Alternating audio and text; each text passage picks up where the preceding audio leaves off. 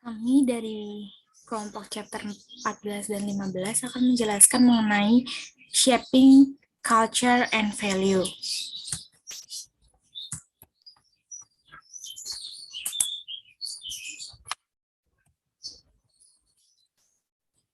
Kelompok kami terdiri dari Livia Bella Saputri dengan NIM 20 20 53 60, lalu ada Elisa dengan NIM 20 20 53 63, dan ada Hana Triuntari dengan NIM 20 20 53 79, lalu ada Arya Kwikamto dengan NIM 20 20 53 82, lalu ada Dian Irvani dengan NIM 20 20 50 414, dan yang terakhir ada Meisya dengan NIM 20 20 50 437.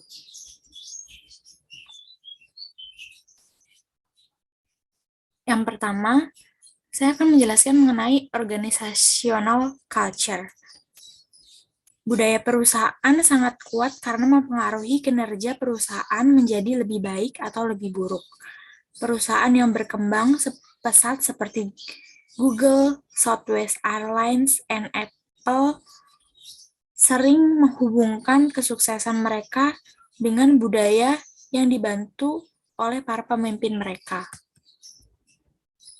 Nah, budaya itu apa sih? Budaya ini diidentifikasikan sebagai seperangkat nilai-nilai, asumsi, pemahaman, dan norma yang dimiliki bersama oleh anggota organisasi dan diajarkan kepada anggota baru. Beberapa orang menganggap budaya sebagai karakter atau kepribadian suatu organisasi.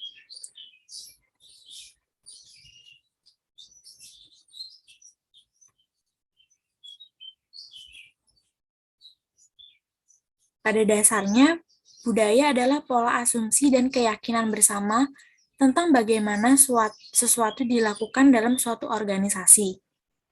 Saat anggota organisasi mengatasi masalah internal dan eksternal mereka. Mengembangkan asumsi dan norma perilaku bersama yang diajarkan kepada anggota baru sebagai cara yang benar untuk berpikir, merasakan, dan bertindak sehubungan dengan masalah tersebut.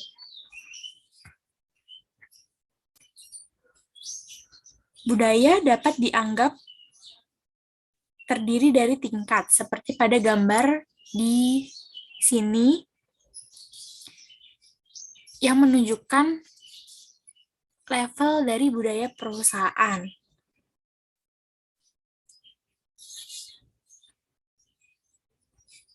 Nah, di sini terdapat tingkat di mana permukaan terlihat dan tidak terlihat. Nah, pada tingkat permukaan yang terlihat atau artefak, ini seperti cara berpakaian, pola perilaku, simbol fisik, organisasi upacara, dan tata letak kantor. Semua hal yang dapat dilihat, didengar, dan diamati dengan memperhatikan anggota organisasi.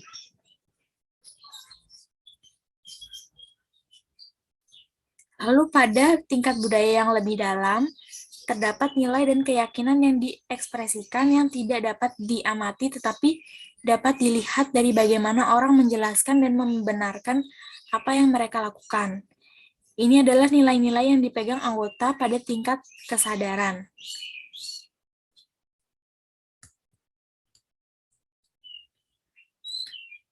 Lalu yang selanjutnya ada asumsi budaya perusahaan menurut John Lewis.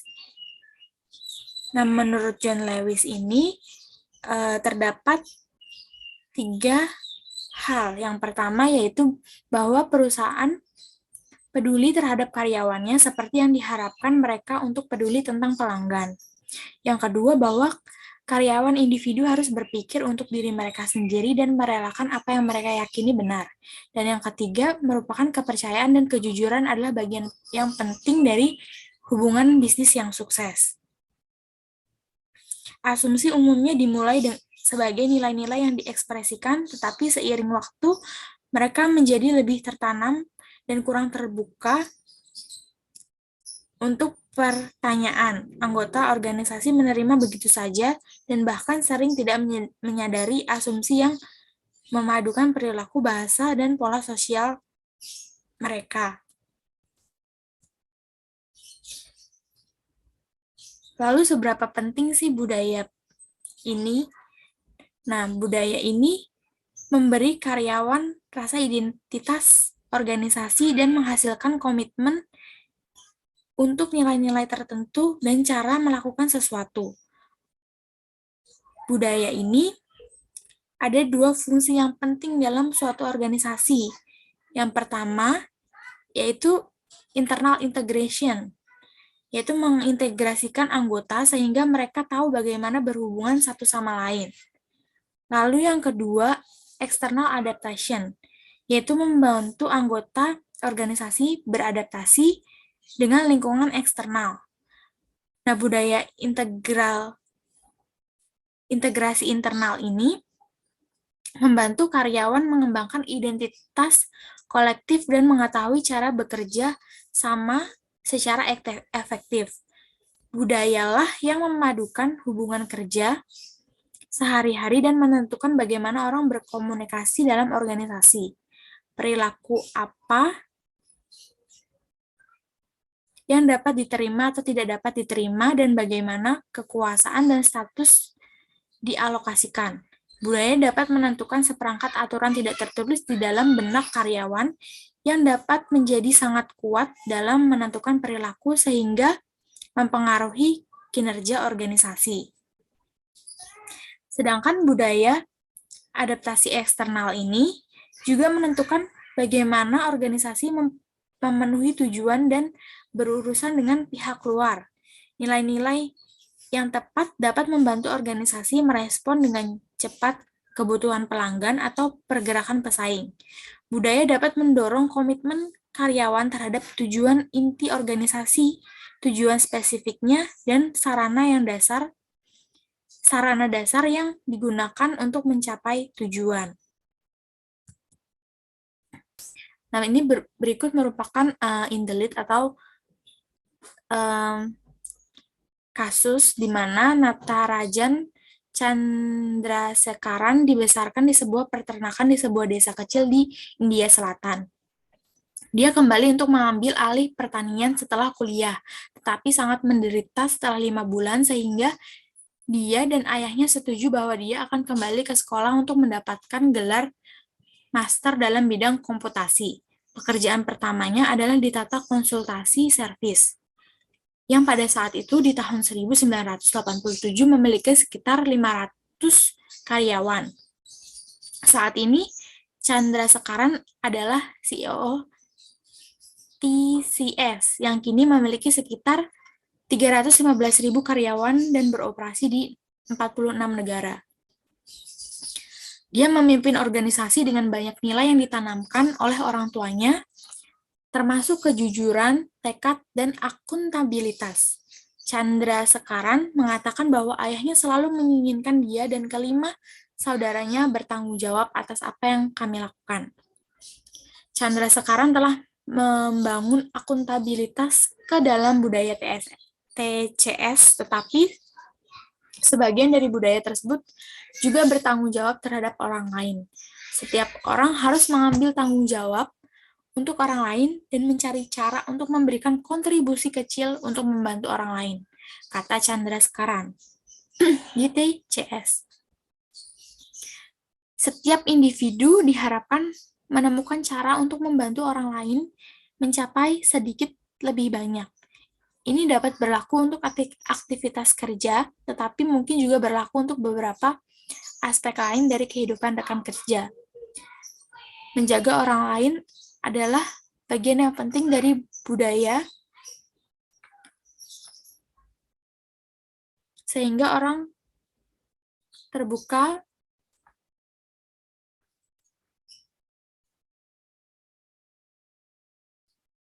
untuk nasihat. Nah, saat merekrut, pemimpin TCS ini mencari orang yang sesuai dengan budaya akuntabilitas dan kepedulian. Budaya mendukung lingkungan di mana orang belajar dari dan berkolaborasi dengan orang lain. Dalam rapat tim eksekutif, para pemimpin berbagi cerita tentang keberhasilan dan kegagalan, dan rapat yang lebih besar sering kali dimulai dan dengan meminta orang-orang menjelaskan contoh kolaborasi mereka. Belajar tidak dapat dicapai dengan amanat, Chandra sekarang menunjukkan. Itu harus dicapai dengan budaya. Nah, dari kasus tersebut, kita dapat menganalisis bahwa Chandra Natarajan Chandrasekaran adalah seorang CEO tata konsultan servis yang kini memiliki sekitar 315 karyawan dan beroperasi di 46 negara. Dia memimpin organisasi dengan banyak nilai yang ditanamkan oleh orang tuanya, diantaranya kejujuran, tekad, dan akuntabilitas. Di TCS, setiap individu diharapkan menemukan cara untuk membantu orang lain menjadi lebih baik. Saat merekrut pemimpin TCS mencari orang yang sesuai dengan budaya akuntabilitas dan kepedulian. Budaya mendukung lingkungan di mana orang belajar dari dan berkolaborasi dengan orang lain. Dan dari kasus tersebut, ketika merekrut anggota baru, pemimpin TCS ini akan menanamkan nilai budaya, yaitu kejujuran, tekad, dan akuntabilitas. Sehingga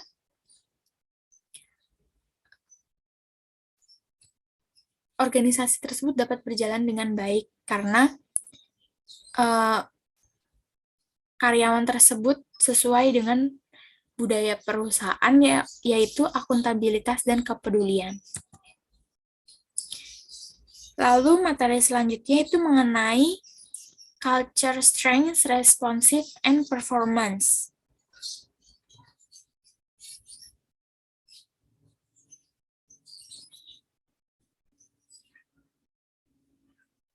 Kekuatan budaya mengacu pada tingkat kesepakatan di antara karyawan tentang pentingnya nilai-nilai khusus dan cara melakukan sesuatu. Budaya yang kuat meningkatkan koherensi dan komitmen karyawan terhadap nilai, tujuan, dan strategi organisasi. Tetapi perusahaan terkadang memiliki nilai yang tidak etis atau nilai yang tidak sehat bagi organisasi karena tidak sesuai dengan kebutuhan lingkungan.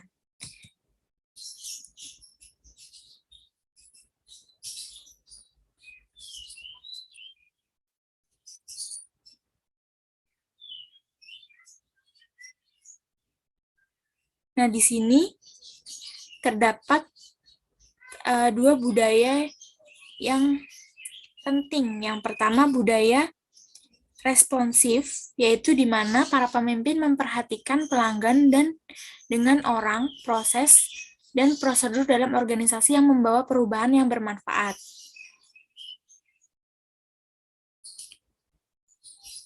Budaya responsif ini dapat dianggap sebagai responsif. Dalam budaya yang responsif, pemimpin memperhatikan pelanggan dan orang.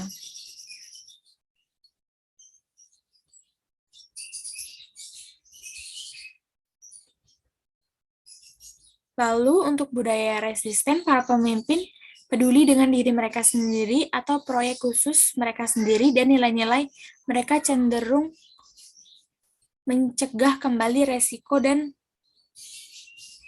mengubah.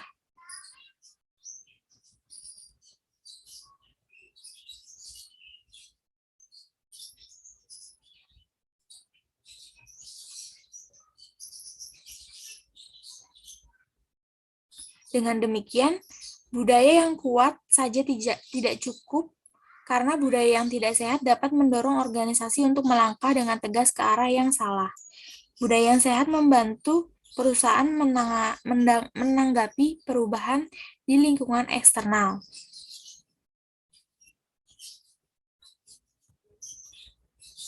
Nah, di sini ada perbedaan mengenai budaya responsif dengan budaya yang resisten.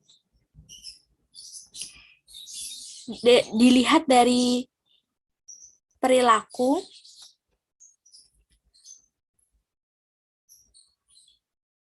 budaya responsif yaitu pemimpin memperhatikan semua pemangku kepentingan dan memulai perubahan bila diperlukan untuk melayani kepentingan sah pelanggan, karyawan, mitra, atau lainnya, bahkan jika itu memerlukan pengambilan beberapa resiko. Sedangkan budaya yang resisten, manajer cenderung melihat ke dalam dan memotivasi politik. Akibatnya mereka tidak dapat mengubah tujuan dan strategi mereka dengan cepat untuk menyesuaikan diri dengan perubahan lingkungan. Nah, dilihat dari nilai-nilai yang diungkapkan, pemimpin pada budaya responsif, pemimpin benar-benar peduli dengan pelanggan, karyawan, mitra, dan pemegang saham. Mereka menghargai semua orang, proses, dan mekanisme di atas dan di bawah hierarki yang dapat menciptakan perubahan yang berguna. Nah, sedangkan budaya resisten, nilai-nilai yang diungkapkannya itu manajer sangat peduli dengan minat mereka sendiri dan produk atau teknologi dari tim atau departemen mereka langsung. Mereka lebih menghargai sistem manajemen yang tertib dan mengurangi resiko daripada inisiatif perubahan. Asumsi yang mendasar pada budaya responsif ini melayani seluruh organisasi dan mempercayai orang lain. Sedangkan asumsi yang mendasari pada budaya resisten ini memenuhi kebutuhan sendiri dan tidak mempercayai orang lain. Lalu yang selanjutnya ada the high performance culture, di mana hal ini menciptakan dan mempertahankan budaya kinerja tinggi yang responsif adalah salah satu pekerjaan terpenting bagi para pemimpin organisasi. Perusahaan yang berhasil memiliki pemimpin yang memperhatikan baik budaya, nilai, dan kinerja bisnis. Nah, dalam budaya kinerja tinggi ini, menciptakan dan mempertahankan budaya kinerja tinggi adalah salah satu pekerjaan terpenting bagi pemimpin organisasi. Perusahaan yang berhasil memiliki pemimpin yang memperhatikan baik nilai budaya maupun kinerja bisnis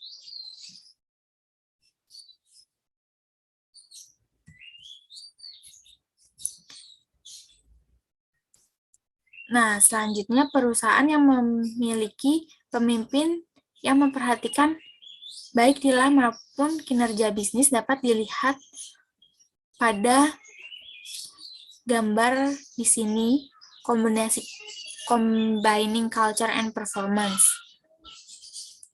di mana gambar ini mengilustrasikan 4 hasil organisasi berdasarkan perhatian relatif yang diberikan pemimpin pada nilai budaya dan kinerja bisnis. Nah, di kuadran C, memperhatikan nilai budaya atau hasil bisnis dan perusahaan tidak mungkin bertahan lama.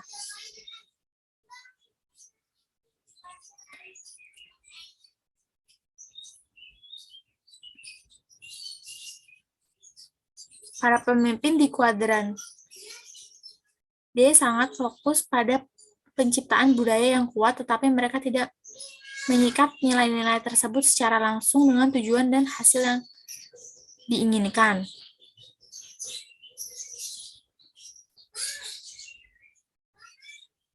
Lalu di kuadran A, mewakili organisasi di mana para pemimpin berfokus terutama pada hasil garis bawah dan kurang memperhatikan nilai-nilai. Pendekatan ini mungkin menguntungkan dalam jangka pendek, tetapi keberhasilan sulit dipertahankan dalam jangka panjang karena perekat yang menyatukan organisasi atau nilai-nilai budaya bersama itu hilang. Lalu di kuadran B, mereka sangat menekan budaya dan kinerja bisnis yang solid sebagai pendorong kesuksesan organisasi. Organisasi kuadran B mewakili budaya kinerja tinggi, budaya yang didasarkan pada misi dan tujuan organisasi yang solid, mewujudkan nilai-nilai responsif bersama dan memandu keputusan dan praktik bisnis, dan mendorong kepentingan individu karyawan terhadap keduanya. Perusahaan kuadran B, pemimpin menyelaraskan nilai dengan operasi sehari-hari perusahaan. praktik perekrutan, manajemen kinerja anggaran, kriteria untuk promosi, dan penghargaan, dan sebagainya. Sekian presentasi dari saya. Selanjutnya akan dilanjutkan oleh rekan saya. Terima kasih.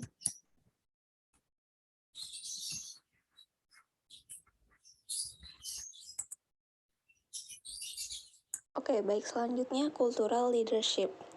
Jadi, organisasi itu tercipta dari sekumpulan orang-orang yang memiliki latar belakang dan cara pandang yang tentu saja berbeda.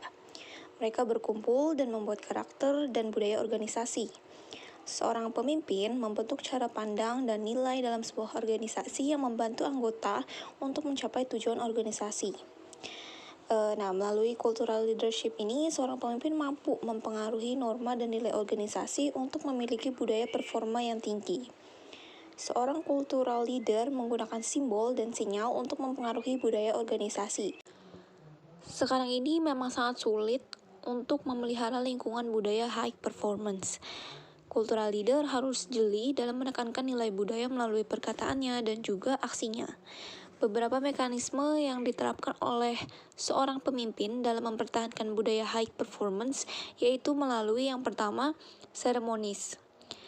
Seremoni adalah suatu kegiatan yang dibuat untuk acara spesial atau secara umum diperuntukkan untuk keuntungan audiens. Yang kedua, stories. Story adalah narasi berdasarkan peristiwa nyata yang sering diulang dan dibagikan di antara karyawan. Pemimpin dapat menggunakan cerita untuk menggambarkan nilai-nilai utama perusahaan. Contohnya ini ada karyawan di IBM sering mendengar cerita tentang penjaga keamanan wanita yang menantang ketua IBM. Meskipun dia tahu siapa dia, penjaga tersebut bersikeras bahwa ketua tidak dapat memasuki area tertentu karena dia tidak membawa izin keamanan yang sesuai. Daripada ditegur atau dipecat, penjaga itu dipuji karena ketekunan dan komitmennya untuk menjaga keamanan gedung-gedung IBM. Dengan menceritakan kisah ini, karyawan menekankan pentingnya mengikuti aturan dan kontribusi penting setiap karyawan dari bawah hingga puncak organisasi. Yang ketiga ada simbol. Alat lain untuk menyampaikan nilai budaya adalah simbol. Simbol adalah objek, tindakan, atau peristiwa yang menyampaikan makna kepada orang lain. Contohnya ini di prosesor tomat Morningstar.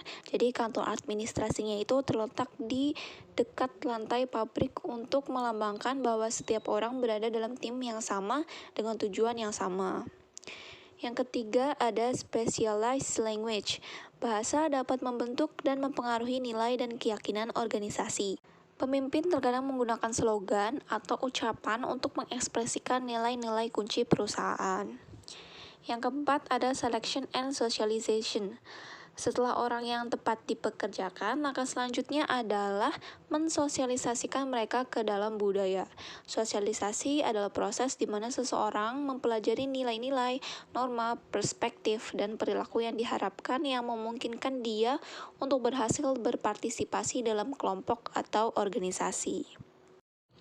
Yang kelima ada daily action. Salah satu cara terpenting para pemimpin membangun dan memelihara budaya yang mereka inginkan adalah dengan memberi sinyal dan mendukung nilai-nilai budaya penting melalui tindakan sehari-hari mereka. Karyawan mempelajari apa yang paling dihargai di perusahaan dengan mengamati sikap dan perilaku apa yang diperhatikan dan dihargai oleh para pemimpin. Bagaimana pemimpin bereaksi terhadap krisis organisasi dan apakah perilaku pemimpin itu sendiri sesuai dengan nilai-nilai yang dianut. Selanjutnya 14.4 The Competing Values Approach to Shaping Culture. Nilai-nilai organisasi adalah keyakinan abadi yang bernilai, pantas, dan penting bagi organisasi.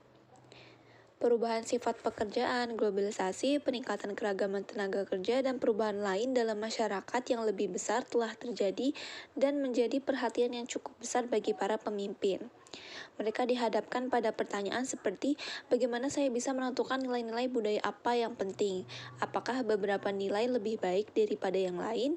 Bagaimana budaya organisasi dapat membantu kita menjadi lebih kompetitif? Dalam mempertimbangkan nilai-nilai apa yang penting bagi organisasi, pemimpin mempertimbangkan lingkungan eksternal serta visi dan strategi perusahaan. Budaya organisasi dapat dinilai melalui banyak dimensi seperti tingkat kolaborasi versus isolasi antara orang dan departemen. Sebuah organisasi mungkin memiliki nilai-nilai budaya yang termasuk ke dalam lebih dari satu kategori atau bahkan ke dalam semua kategori. Namun, organisasi yang sukses dengan budaya yang kuat akan lebih condong ke satu kategori. Ini ada 4 budaya perusahaan. Yang pertama, adaptability culture. Budaya kemampuan beradaptasi dicirikan oleh para pemimpin strategis yang mendorong nilai-nilai yang mendukung kemampuan organisasi untuk menginterpretasikan dan menerjemahkan sinyal dari lingkungan menjadi respon perilaku. Selanjutnya ada yang kedua, achievement culture, budaya prestasi. Ditandai dengan visi yang jelas tentang tujuan organisasi dan pemimpin berfokus pada pencapaian target tertentu, seperti pertumbuhan penjualan, profitabilitas, atau pangsa pasar. Ini adalah budaya yang berorientasi hasil yang menghargai daya saing, agresivitas, inisiatif pribadi, dan kemauan untuk bekerja lama dan keras untuk mencapai hasil. Selanjutnya ada yang ketiga ini involvement culture. Budaya keterlibatan memiliki fokus internal pada keterlibatan dan partisipasi karyawan untuk memenuhi perubahan harapan dari lingkungan eksternal. Budaya ini menempatkan nilai pada pemenuhan kebutuhan anggota organisasi. Perusahaan dengan budaya keterlibatan umumnya merupakan tempat yang ramah untuk bekerja dan karyawan mungkin terlihat seperti keluarga. Yang terakhir, yang keempat, ada konsistensi culture. Budaya konsistensi memiliki fokus internal dan orientasi ketergantungan untuk lingkungan yang stabil. Budaya mendukung cara berbisnis yang metodis, rasional, dan teratur. Jadi budaya ini itu mengikuti aturan sehingga terintegrasi dan efisien. Selanjutnya ada Indelit, Brad Wilson, dan John Hughes mendirikan Tutmogul saat mereka masih menjadi mahasiswa. Nah, sejak awal berdiri, mereka itu menginginkan nilai yang cepat dan fleksibel untuk memandu perusahaan. Jadi mereka bertekad untuk membangun perusahaan yang memiliki budaya tertentu dan menganggap budaya itu sama pentingnya dengan perangkat lunak yang mereka buat. Nilai budaya pertama di Tutmogul adalah orang tidak perlu takut membuat kesalahan. Jika orang tidak membuat kesalahan, para pemimpin tahu bahwa mereka tidak bergerak cukup cepat untuk mengimbangi industri yang cepat berubah. Mereka mendorong orang untuk mengambil risiko, menjadi kreatif, membuat kesalahan, dan mencari tahu. Perusahaan juga menghargai orang-orang yang memiliki rasio do to see yang tinggi, yang berarti mereka memiliki kecenderungan untuk bertindak dan menindaklanjuti apa yang menjadi komitmen mereka untuk dilakukan. Setiap orang dari CEO ke bawah diharapkan untuk mengakui kesalahan dan membuat koreksi cepat sesuai kebutuhan. Kesimpulannya, Tutmogul memiliki prinsip yang baik terkait budaya dan nilai bagi perusahaan mereka. Kepemimpinan Brad Wilson mendorong nilai-nilai yang mendukung kemampuan perusahaan untuk bertumbuh dengan budaya yang kuat, yaitu siap untuk mengambil risiko, menjadi kreatif, membuat kesalahan, dan mencari tahu. Dengan adanya budaya seperti ini, karyawan tidak perlu takut untuk membuat kesalahan, karena itu berarti mereka memiliki kecenderungan untuk bertindak dan menindaklanjuti apa yang menjadi komitmen mereka. Pemimpin yang baik akan menciptakan perubahan dengan mendorong dan menghargai kreativitas, eksperimen, dan mengambil risiko. Karena itu, budaya yang baik akan mendorong perusahaan menjadi semakin baik pula. Selanjutnya, saya akan membahas mengenai chapter 15, yaitu Leading Change.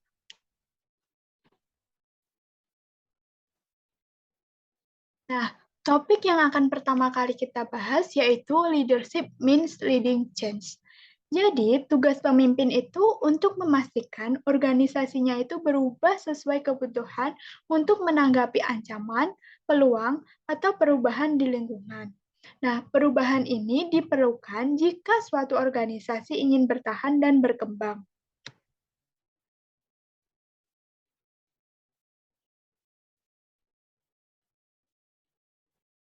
Nah, ini terdapat beberapa kekuatan lingkungan yang mengalami perubahan. Yang pertama, yaitu seperti teknologi yang berubah dengan cepat. Yang kedua, ada pergeseran sikap sosial. Yang ketiga, ada globalisasi. Yang keempat, ada peningkatan pemerintahan regulasi. Yang kelima, ada pasar yang berubah. Yang keenam, ada pertumbuhan e-bisnis. Yang ketujuh, ada penyebaran informasi yang cepat melalui internet dan dapat menciptakan kebutuhan yang lebih besar untuk kepemimpinan perubahan dalam suatu organisasi.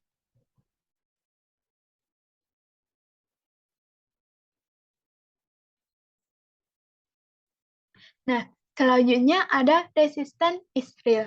Jadi, pemimpin ini memulai banyak perubahan, tetapi sebagian besar tidak memenuhi sesuai harapannya. Nah, pertimbangan ini didapatkan dari para pemimpin di 166 perusahaan Amerika dan Eropa yang membuat perubahan besar, tetapi hanya sekitar sepertiga yang melaporkan keberhasilan. Nah, hal ini dipengaruhi dari kebanyakan orang itu memiliki kecenderungan alami untuk menolak perubahan. Bahkan ketika perubahannya itu dapat membuat hidup mereka menjadi lebih baik. Jadi, kita sebagai seorang pemimpin itu harus dapat menyikapi dan menghadapi perlawanan dan harus menemukan cara untuk memungkinkan orang melihat nilai dalam perubahan yang diperlukan agar organisasinya itu berhasil. Nah, selanjutnya ada the leader as change agent. Jadi, perubahan ini tidak terjadi dengan mudah. Tetapi, kita sebagai pemimpin yang baik itu harus dapat memfasilitasi perubahan yang diperlukan untuk membantu organisasi beradaptasi dengan ancaman eksternal dan peluang baru. Nah, terdapat beberapa karakteristik utama pemimpin yang dapat menyelesaikan proyek perubahan yang sukses. Yang pertama, pemimpin itu dapat mendefinisikan diri mereka sebagai pemimpin perubahan dan bukan sebagai orang yang ingin mempertahankan status quo. Yang kedua, pemimpin itu dapat menunjukkan keberaniannya. Yang ketiga, pemimpin percaya pada kapasitas karyawan untuk memikul tanggung jawab. Yang keempat, pemimpin itu dapat mengasimilasi dan mengartikulasikan nilai-nilai yang mendorong kemampuan beradaptasi. Yang kelima, pemimpin dapat mengenali dan belajar dari kesalahan mereka sendiri. Yang keenam, pemimpin mampu mengelola kompleksitas, ketidakpastian, dan ambiguitas. Dan yang terakhir, pemimpin itu harus memiliki visi dan dapat menggambarkan visi mereka untuk masa depan dengan jelas. Nah, selanjutnya ini ada kasus Ingrid dari Missouri yang merupakan mantan rektor dari Washington DC, sekolah umum, dan merupakan pendiri Student First. Ia ini merupakan salah satu tokoh yang paling kontroversial dalam pendidikan di Amerika Serikat. Nah, Missouri ini memiliki misi pribadi untuk mengubah sistem bagi siswa termiskin di Amerika. Nah, sebagai rektor sekolah umum DC, Michelle ini menyerang budaya disfungsional yang memberi penghargaan kepada guru untuk senioritas daripada kinerja, merevisi sistem dan struktur untuk memangkas birokrasi, meminta pertanggungjawaban kepala sekolah untuk meningkatkan kinerja siswa, dan memfokuskan orang pada misi menempatkan kepentingan terbaik dari siswa terlebih dahulu. Nah, Michelle ini tidak akan segan-segan memecat jabatan administratif yang tidak memberikan kontribusi nilai, memecat guru dan kepala sekolah yang tidak memenuhi standar kinerja, dan menutup sekolah yang kinerjanya kurang baik. Nah, dari kasus ini dapat kita simpulkan bahwa Michelle ini menunjukkan bahwa peran pemimpin itu sangatlah penting dalam memberikan bimbingan, bantuan, pengawasan, dan penilaian pada masalah-masalah yang berhubungan dengan teknis penyelenggaraan dan pengembangan pendidikan pengajaran yang berupa perbaikan program dan kegiatan pendidikan pengajaran untuk dapat menciptakan situasi belajar mengajar yang lebih baik. Nah, pemimpin itu sangat berperan penting dalam meningkatkan prestasi peserta didik di sekolahnya. Nah, kepala sekolah sebagai pemimpin lembaga pendidikan itu harus bertanggung jawab untuk memotivasi para guru, pegawai, dan siswa dalam melakukan tindakan sesuai dengan visi dan misi serta tujuan pendidikan. Nah, topik kedua yang akan kita bahas yaitu a framework for change. Jadi, Saat pemimpin memimpin proyek perubahan besar, pemimpin itu harus menyadari bahwa proses perubahan itu melewati tahapan dan setiap tahapan penting dan masing-masing dari tahapan ini memerlukan banyak waktu. Nah, ini terdapat model yang dikembangkan oleh John Kotter yang dapat membantu para pemimpin menavigasikan proses perubahan. Yang pertama itu ada light a fire for change. Jadi, orang itu harus percaya bahwa perubahan benar-benar dibutuhkan. Nah, para pemimpin itu harus mengkomunikasikan urgensi perubahan dengan cara yang menyentuh emosi orang. Dengan kata lain, mereka itu dapat membantu orang merasakan kebutuhan akan perubahan daripada hanya memberi fakta dan angka. Yang kedua, ada get the right people on board. Jadi, untuk perubahan yang berhasil, para pemimpin itu membangun koalisi yang kuat dari orang-orang dengan komitmen bersama terhadap kebutuhan dan kemungkinan perubahan. Yang ketiga ada paint a compelling picture. Jadi, orang itu membutuhkan visi dan strategi yang jelas untuk menginspirasi mereka agar percaya bahwa masa depan yang lebih baik itu mungkin dan mereka dapat mencapainya melalui tindakan mereka. Nah, yang keempat ada communicate, communicate, and communicate. Jadi, kita sebagai pemimpin itu harus menyampaikan pesan tidak hanya sekali, tetapi berulang-ulang. Nah, perubahan ini membawa semua orang itu ke dalam keraguan dan ketidakpastian. Dan orang-orang itu tidak akan mendengarkan dengan baik ketika mereka itu merasa cemas. Jadi kita sebagai pemimpin itu harus menyampaikan pesannya secara berulang-ulang. Nah, yang kelima ada get rid of obstacles and empower people to act. Jadi, pemimpin itu harus memberi orang waktu, pengetahuan, sumber daya, dan kebijaksanaan untuk mengambil langkah dan membuat perubahan itu terjadi. Yang keenam ada achieve and celebrate quick wins. Jadi, kita sebagai para pemimpin itu dapat mengidentifikasikan beberapa pencapaian jangka pendek yang dapat dikenali orang. Nah, dari pencapaian jangka pendek tersebut, kita dapat melihat dan meningkatkan kredibilitas proses perubahan dan memperbarui antusiasme dan komitmen semua orang. Yang ketujuh ada keep it moving.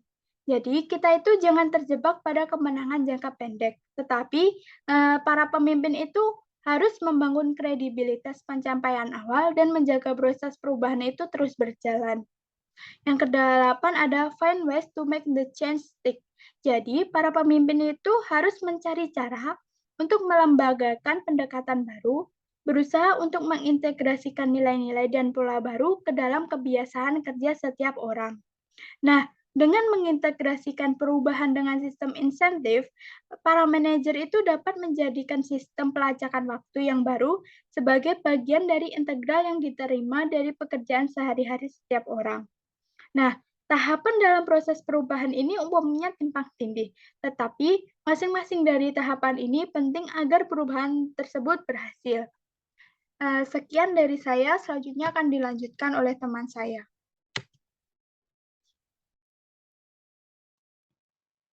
Selanjutnya kita masuk ke ethical values in organizations.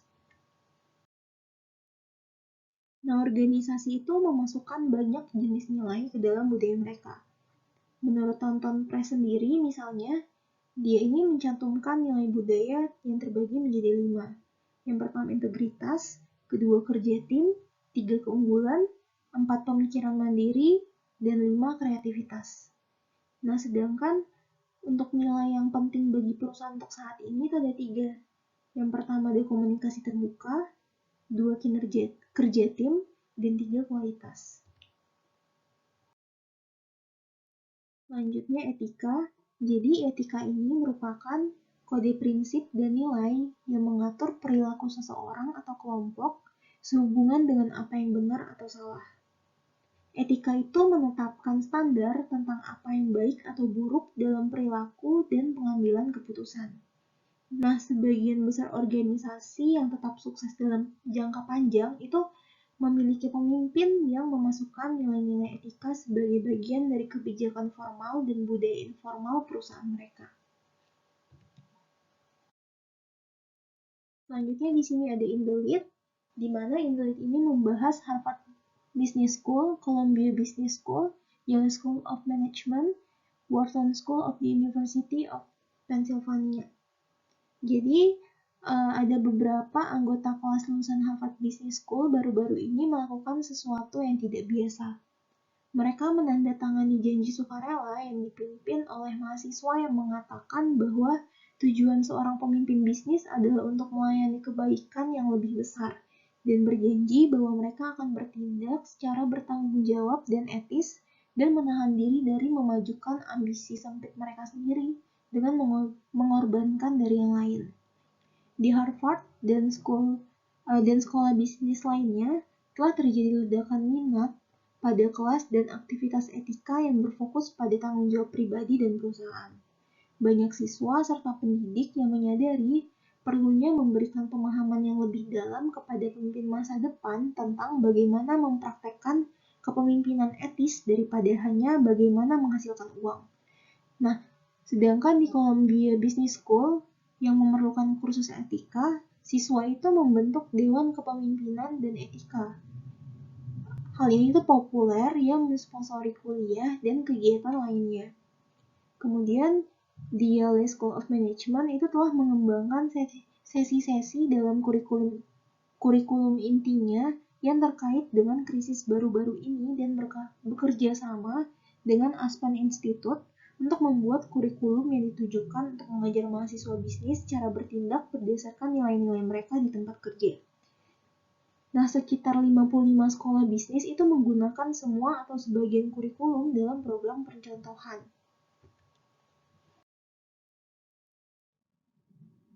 Profesor Diana C. Robertson di Wharton School of the University of Pennsylvania itu mengatakan dia melihat pergeseran generasi dengan mahasiswa saat ini mengungkapkan keprihatinan yang lebih besar tentang bagaimana organisasi mempengaruhi masyarakat, kehidupan karyawan, dan lingkungan alam.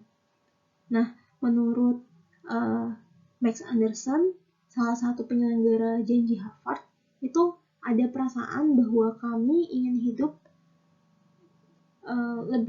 kami lebih berarti dan menjalankan organisasi untuk kebaikan yang lebih besar. Tidak ada yang ingin masa depan mereka dikritik sebagai tempat yang penuh dengan perilaku tidak etis. Nah, kesimpulan dari kasus ini adalah penting untuk menetapkan nilai-nilai etika sebagai bagian dari kebijakan formal dan budaya informal di organisasi, sehingga organisasi itu tetap dapat sukses dalam jangka panjang. Pembelajaran mengenai kepemimpinan etis perlu diberikan kepada siswa saat ini, supaya mereka itu dapat mempraktekannya dan tidak hanya terfokus untuk bagaimana cara menghasilkan uang saja. Nah, seorang pemimpin yang baik itu tidak hanya harus memiliki ambisi yang besar, tapi juga harus memiliki etika, sehingga mereka tidak hanya mementingkan diri sendiri, tapi juga akan bertanggung jawab kepada perusahaan. Pemimpin yang beretika akan menciptakan lingkungan kerja yang kondusif dan dapat mencegah adanya perilaku tidak etis di tempat kerja.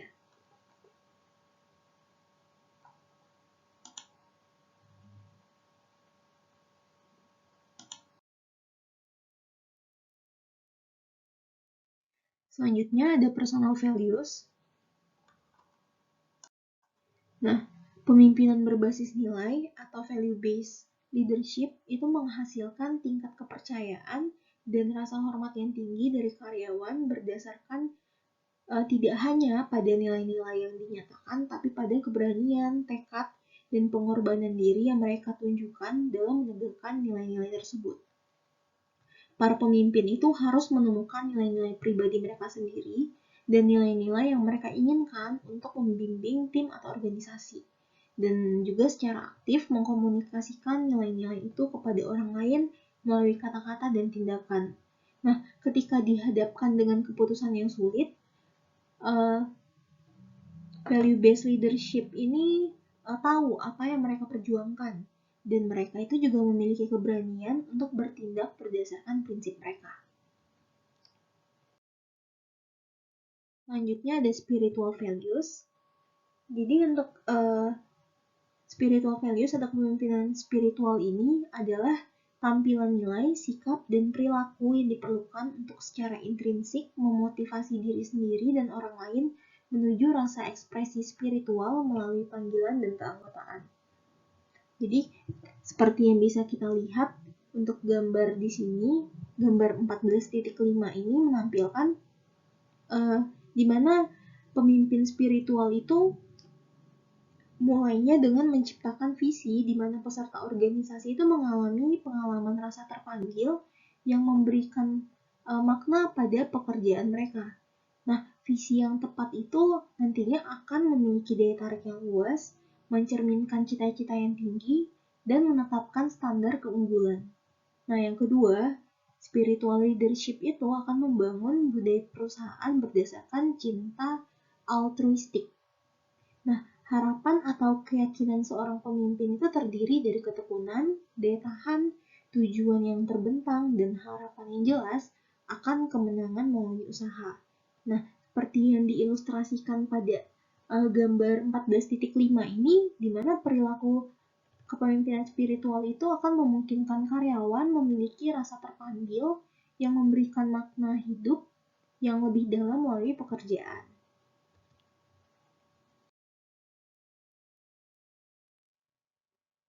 Nah, untuk spiritual leadership sendiri itu dapat mengurangi atau menghilangkan emosi dan konflik negatif di tempat kerja dan memberikan landasan yang lebih kuat untuk kesejahteraan pribadi. Nah, di sini itu ada 4 jenis emosi destruktif, diantaranya yang pertama ada ketakutan. Ketakutan ini termasuk kecemasan dan kekhawatiran. Yang kedua ada kemarahan, termasuk di dalamnya itu ada permusuhan, dendam, kecemburuan. Nah, yang ketiga itu ada rasa gagal. Rasa gagal ini termasuk juga ada keputusasaan dan suasana hati yang tertekan. Kemudian yang keempat ada kesombongan. Kesombongan ini termasuk di dalamnya ada prasangka, keegoisan, dan kesombongan. Nah, emosi destruktif ini biasanya itu muncul dari rasa takut akan kehilangan sesuatu yang penting atau karena tidak mendapatkan sesuatu yang diinginkan. Pesan positif dan berfokus tentang belajar dari kesuksesan yang ada. Jadi sebagaimana dengan apa yang dikatakan oleh David Copryder, co-kreator metodologi AI, itu bahwa semakin kita mempelajari yang benar dan yang baik, maka semakin besar kemungkinan dalam sistem manusia yang hidup, maka semakin besar kapasitasnya untuk transformasi yang positif. Jadi AI di sini itu bisa diterapkan di dalam skala besar maupun dalam kehidupan kita setiap harinya.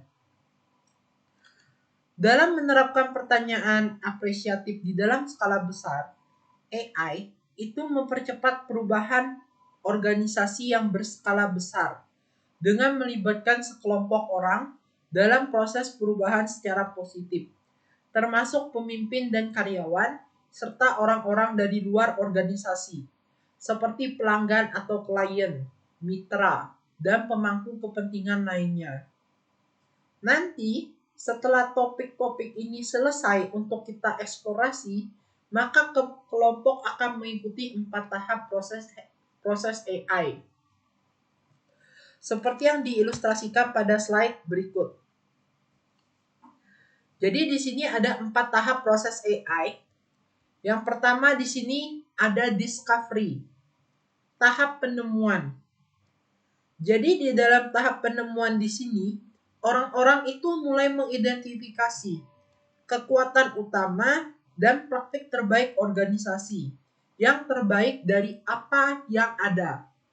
Jadi orang-orang mulai mengumpulkan kekuatan apa saja yang ada, lalu kemudian dia memilah kira-kira kekuatan utama dari praktik terbaik organisasi yang terbaik itu kira-kira kekuatan yang mana gitu. Jadi tahap ini itu adalah tahap tentang menemukan kualitas unik dari kelompok-kelompok yang telah berkontribusi pada satu kesuksesan. Kemudian, setelah kita melalui tahap discovery, maka kita akan masuk ke dalam tahap dream, tahap bermimpi. Di dalam tahap bermimpi, orang-orang mulai merenungkan apa yang mereka pelajari selama tahap discovery dan membayangkan bagaimana jadinya jika pengalaman luar biasa tersebut menjadi satu norma. Jadi tahap mimpi di sini itu tahap membayangkan apa yang bisa terjadi dan mulai menciptakan visi bersama tentang masa depan yang terbaik yang didasarkan pada kenyataan dari apa yang sudah ada. Jadi tahap mimpi di sini akan membangkitkan motivasi dan semangat. Kemudian setelah kita melalui kedua tahap ini, maka kita akan masuk ke dalam tahap ketiga, yaitu tahap desain. Jadi di dalam tahap desain ini,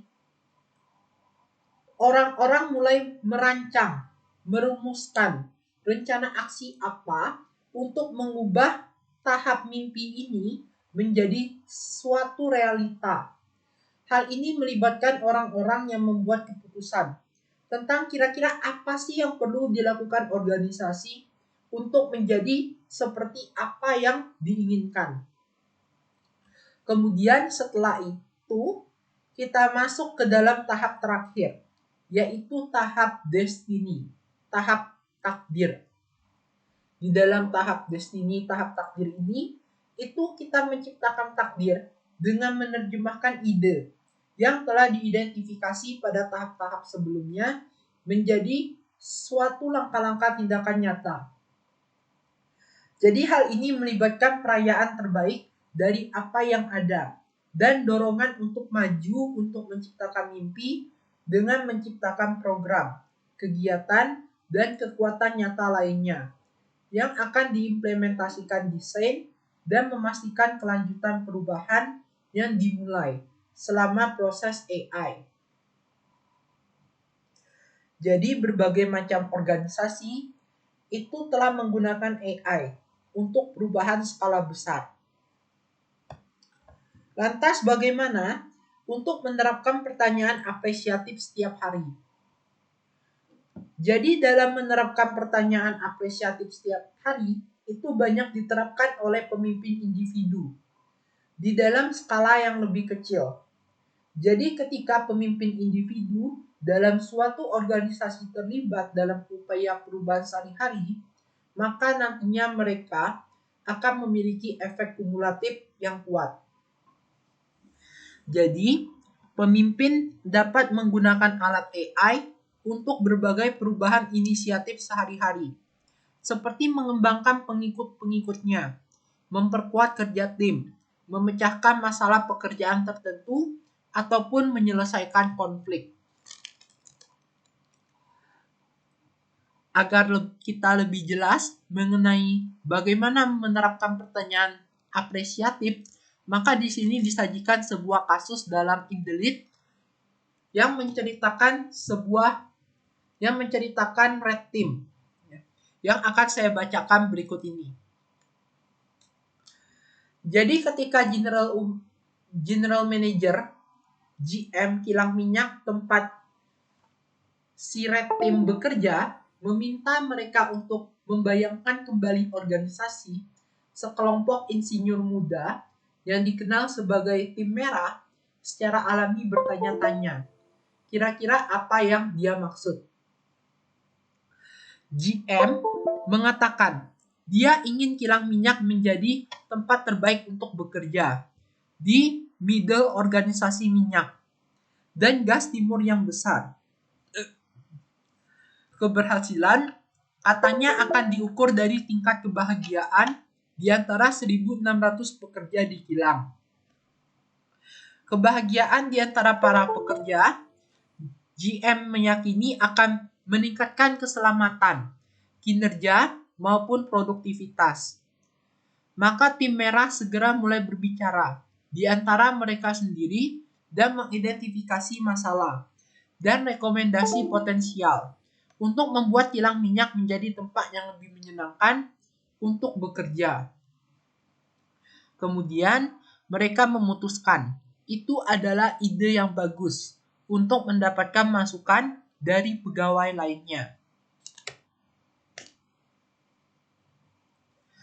Mereka datang dengan tema sederhana, berdasarkan kata smile, senyum, di mana untuk menghubungkan orang-orang dan mendapatkan ide-ide mereka tentang bagaimana meningkatkan moral, motivasi, dan kebahagiaan. Jadi dengan menggunakan model AI, tim meminta orang untuk berbagi pengalaman terbaik mereka bekerja di kilang, yaitu di tahap discover yang menciptakan suasana energik dan menyenangkan. Selanjutnya, orang menyumbangkan ide untuk apa yang mereka pikirkan tentang kilang jika pengalaman norma. Ini di tahap dream. Selanjutnya di tahap ketiga, desain, ide termasuk melihat manajer lebih sering masuk ke pabrik, memperkuat hubungan antara pekerja dan penyelia, meningkatkan menu kafetaria, menyediakan naungan kanopi di atas area parkir karyawan, dan mengadakan acara penghargaan keluarga karyawan secara teratur. Tim relawan diminta untuk memperjuangkan setiap inisiatif untuk tindak lanjut untuk mengubahnya menjadi kenyataan. Destiny. Prosesnya telah meningkatkan moral dengan memberi orang kesempatan untuk berpartisipasi dalam membentuk masa depan mereka sendiri. Orang-orang memiliki rasa memiliki dan komitmen yang lebih kuat dan visi menjadi tempat terbaik di perusahaan untuk bekerja, sedang dalam perjalanan untuk menjadi sebuah kenyataan. Jadi analisis dari kasus di sini adalah General Manager menginginkan kilang minyak menjadi tempat terbaik untuk bekerja di organisasi minyak dan gas timur Timur Tengah yang besar.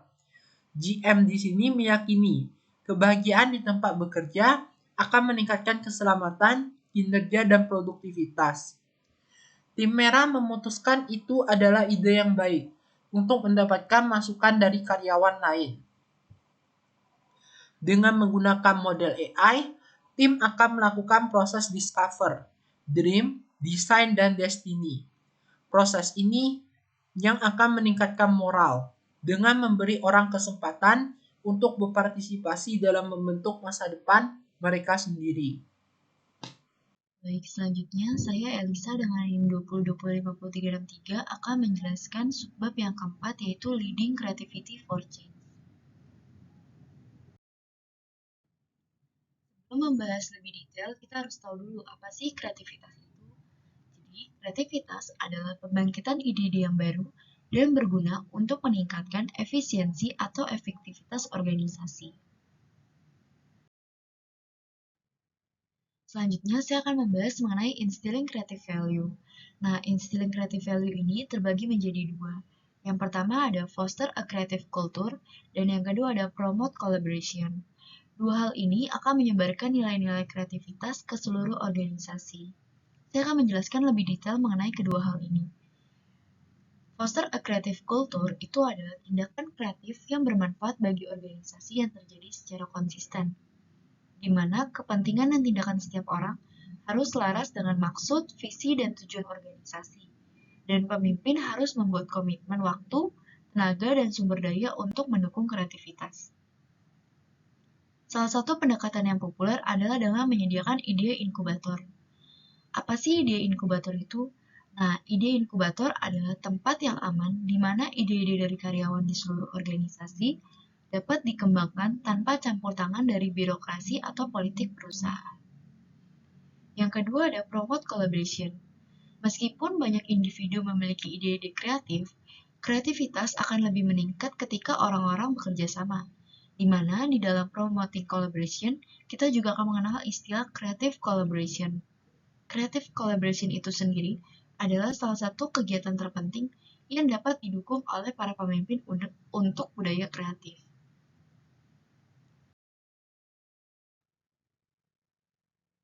Banyak organisasi yang ingin mendorong perubahan dan inovasi berusaha untuk mempekerjakan orang-orang yang menunjukkan karakteristik kreatif. Namun, penelitian terbaru tentang kreativitas menunjukkan bahwa siapapun tuh dapat belajar menjadi kreatif dan menjadi lebih baik dengan latihan. Artinya, setiap orang tuh memiliki potensi kreatif yang kurang lebih sama. Masalahnya banyak orang yang tidak memanfaatkan potensi itu. Nah, di sini saya akan menjelaskan alat yang dapat membantu orang itu menjadi lebih kreatif. Yang pertama ada facilitate brainstorming, yang kedua ada promote lateral thinking, yang ketiga ada enable immersion, yang keempat ada allow pause, dan yang terakhir ada nurture creative intuition. Kita akan masuk yang pertama yaitu facilitate brainstorming. Facilitate brainstorming ini adalah salah satu cara umum untuk mendorong kreativitas dengan menyiapkan sesi curah pendapat yang berfokus pada masalah atau topik tertentu. Brainstorming adalah teknik yang menggunakan kelompok tatap muka untuk secara spontan menyarankan berbagai ide untuk memecahkan masalah. Kunci brainstorming yang efektif itu ada 3. Yang pertama, tidak ada kritik. Artinya semua ide dianggap berharga. Yang kedua, freewheeling dipersilakan. Artinya semua orang harus mengungkapkan ide yang muncul di benaknya. Yang ketiga, kuantitas yang diinginkan. Tujuannya adalah untuk menghasilkan ide sebanyak mungkin. Semakin banyak ide biasanya akan semakin baik. Kita akan masuk yang kedua yaitu promote lateral thinking. Lateral thinking adalah seperangkat teknik sistematis untuk melepaskan diri dari konsep mental biasa dan menghasilkan yang baru. Dengan pemikiran lateral, orang-orang itu bergerak ke samping untuk mencoba persepsi yang berbeda, konsep yang berbeda, dan titik masuk yang berbeda untuk mendapatkan solusi yang baru. Nah, kita akan masuk yang ketiga yaitu enable immersion. Salah satu pendekatan untuk immersion yaitu fokus pada aspek internal dari suatu situasi atau masalah. Orang dapat mengambil produk, situasi, atau proses dan memecahnya menjadi bagian-bagian komponen. Memanipulasi komponen dengan cara yang tidak biasa dapat menciptakan ide baru yang berharga. Misalnya, Philips Electronic merevolusi pemutar DVD dengan mengalihkan fungsi dari pemutar ke perangkat genggam. Manipulasi ini menciptakan pemutar DVD yang lebih ramping dan lebih murah. Selanjutnya kita akan masuk ke allow pause. Beberapa ide terbaik sering muncul ketika orang mengambil cuti dari mengerjakan suatu masalah dan mengubah apa yang mereka lakukan. Di sini ada quotes kata Jennifer Willey, yaitu ketika Anda berusaha terlalu keras untuk memusatkan perhatian Anda akan kehilangan ide-ide baru tersebut. Nah, kita akan masuk ke poin yang terakhir, yaitu nurture creative intuition. Kilasan kreatif dari wawasan yang ingin dibangkitkan para pemimpin sebenarnya adalah tahap kedua dari kreativitas. Tahap pertama adalah pengumpulan data. Creative intuition memiliki jangkauan yang lebih luas daripada proses analitis yang hanya berfokus pada masalah yang dihadapi. Sekian penjelasan dari saya, selanjutnya akan dijelaskan oleh teman saya. Terima kasih. Yaitu bagaimana kita melaksanakan perubahan. Jadi yang perlu diketahui di dalam subbab ini yaitu bahwa suatu pemimpin itu sering melihat inovasi, perubahan dan kreativitas sebagai cara untuk memperkuat organisasi.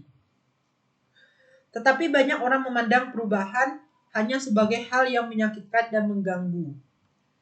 Alasan mendasar mengapa karyawan menolak suatu perubahan adalah karena hal tersebut melanggar kekompakan pribadi antara pekerja dan organisasi.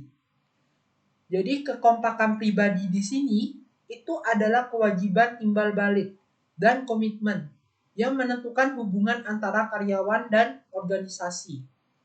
Jadi hal ini termasuk hal-hal seperti tugas pekerjaan, persyaratan kinerja, prosedur evaluasi, dan paket kompensasi. Pertama-tama saya akan membahas bagaimana cara kita membantu orang berubah. Jadi poin pertama yang harus kita ketahui di dalam subbab ini yaitu bahwa orang harus secara psikologis dan emosional melepaskan yang lama sebelum mereka dapat merangkul yang baru.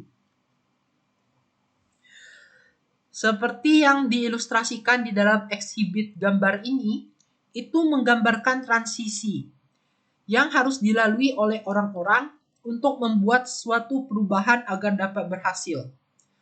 Jadi orang harus dapat mengakhiri di satu situasi, kemudian ia harus memasuki zona netral, baru kemudian ia masuk ke zona situasi yang baru. Atau di dalam gambar ekshibit ini, itu gambar dari kiri ke kanan. Garis horizontal dari kiri ke kanan yang menunjukkan fase transisi tersebut.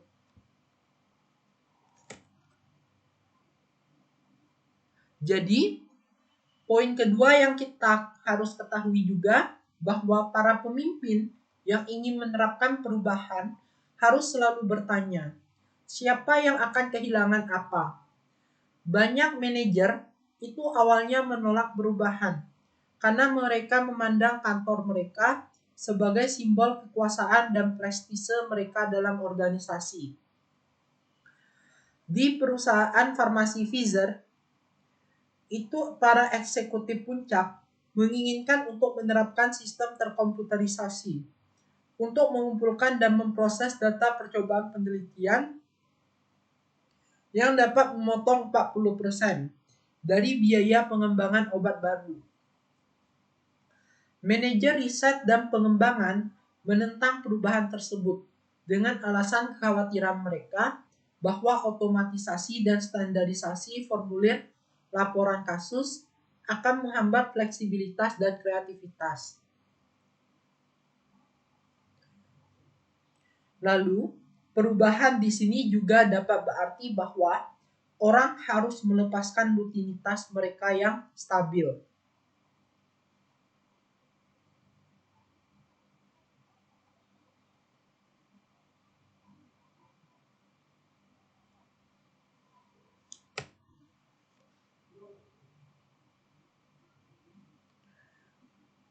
Selanjutnya, di subbab yang terakhir, saya juga akan membahas bagaimana kunci untuk membantu orang berubah. Jadi, studi ilmiah menunjukkan bahwa kebanyakan orang mengalami kesulitan waktu untuk berubah.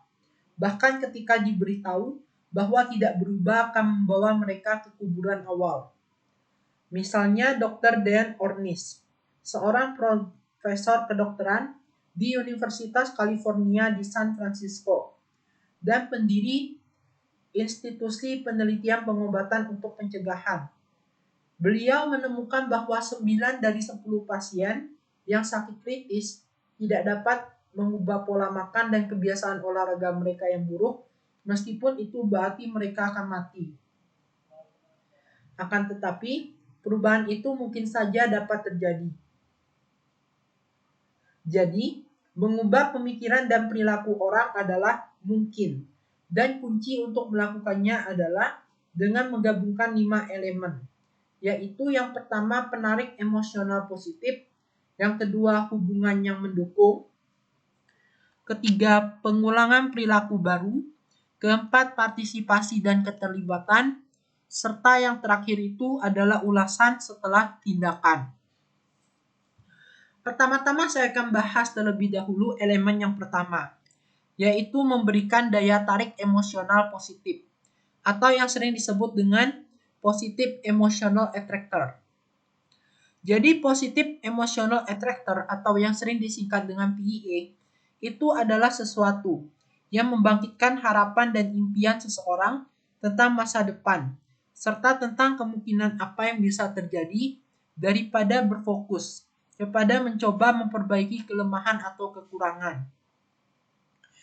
Orang belajar dan berubah itu karena mereka ingin, bukan karena mereka harus, yang berarti mereka butuh visi yang menginspirasi tentang seperti apa masa depan mereka.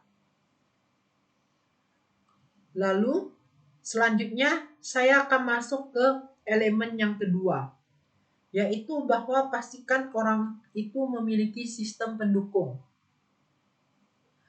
Jadi, pemimpin membantu orang membangun yang baru, hubungan emosional yang memberikan harapan, membuat orang percaya bahwa mereka memiliki kekuatan untuk berubah, dan menginspirasi orang dengan harapan bahwa perubahan akan terjadi. Selanjutnya, saya akan masuk ke elemen yang ketiga, yaitu menggunakan pengulangan, repetisi. Jadi, orang-orang membutuhkan kesempatan untuk bereksperimen dan berlatih keterampilan dan kebiasaan baru secara berulang-ulang, sampai pola perilaku baru itu menjadi otomatis.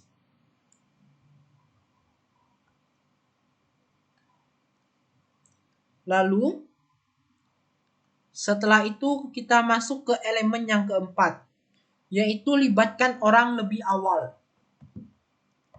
Jadi ketika orang-orang terlibat dalam membantu merancang perubahan, maka mereka akan lebih berkomitmen untuk hal tersebut. Meskipun pendekatan ini memakan waktu, tetapi hal ini terbayar dengan memberi orang rasa kontrol atas aktivitas perubahan. Mereka datang untuk memahami perubahan dengan lebih baik dan berkomitmen pada implementasi yang berhasil.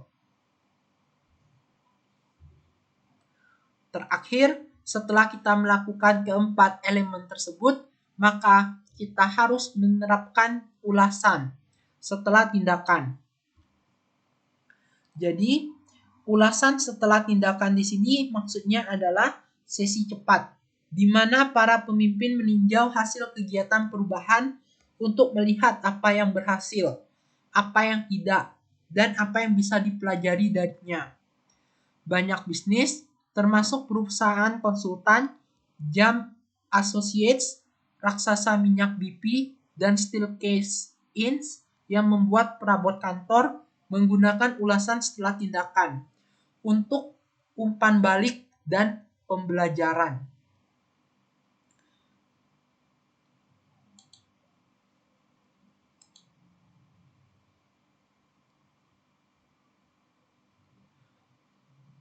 Untuk subbab menerapkan perubahan di sini, ada sebuah kasus yang akan saya bacakan juga.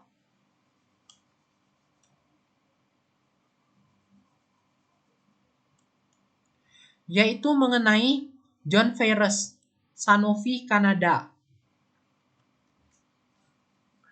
Jadi John Ferris menjadi CEO Sanofi Kanada tepat saat organisasi akan memindahkan karyawan ke kantor pusat perusahaan baru. Sebuah langkah yang juga akan menggeser ratusan karyawan ke tempat kerja yang terbuka. Banyak karyawan telah menghabiskan waktu puluhan tahun bekerja di sebuah lingkungan tertutup dengan kecemasan tinggi. Para pemimpin menjadikan karyawan peserta aktif dalam proses perubahan sejak awal. 3 kelompok yang masing-masing terdiri dari 10 karyawan dipilih untuk bertindak sebagai duta perubahan. Orang-orang dipilih dari seluruh organisasi berdasarkan kredibilitas, jaringan, pengaruh, dan kemampuan berkomunikasi. Para pemimpin juga berhati-hati untuk memasukkan orang-orang yang mungkin paling tahan terhadap perubahan budaya yang diusulkan. Duta perubahan membagikan informasi dengan karyawan dan juga berbagi kekhawatiran dan ide karyawan dengan para pemimpin, sehingga setiap orang memiliki kesempatan untuk didengar. Kelompok-kelompok itu mengunjungi markas baru di depan gerakan tersebut yang membantu mengubah ketakutan menjadi kegembiraan. Contoh workstation telah ditetapkan untuk dilihat semua orang, dan karyawan disurvei tentang preferensi mereka untuk hal-hal seperti modul workstation, kursi, karpet, dan pencahayaan.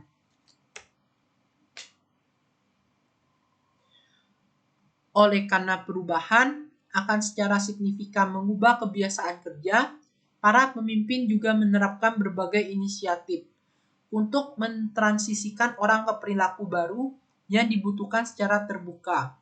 Lingkungan kolaboratif, misalnya tantangan pintu terbuka, mendorong karyawan dengan kantor tertutup untuk berkomitmen untuk menjaga pintu mereka tetap terbuka selama sebulan penuh. Orang-orang mulai menyiapkan laporan pekerjaan mingguan untuk memungkinkan masalah dibahas secara terbuka. 2 bulan sebelum bergerak, sesi cepat mengenal Anda diadakan selama istirahat pagi dan makan siang untuk membiarkan karyawan yang akan duduk bersama di kantor baru berinteraksi dan mendapatkan kenalan. Serangkaian pedoman untuk tempat kerja terbuka telah dikembangkan, menangani masalah seperti kebisingan, perilaku mengganggu, kekacauan, makan dan sebagainya bersama dengan pemanfaatan kawasan masyarakat yang tepat. Transisi ke markas baru berjalan lancar dan kolaborasi serta transparansi menjadi kebiasaan kedua di Sanofi Kanada. Dalam survei lanjutan, 88% karyawan melaporkan puas dengan lingkungan baru dan 61% melaporkan melihat dampak positif pada keterlibatan. Selanjutnya, perusahaan berhasil mempertahankan 100% dari karyawan selama relokasi.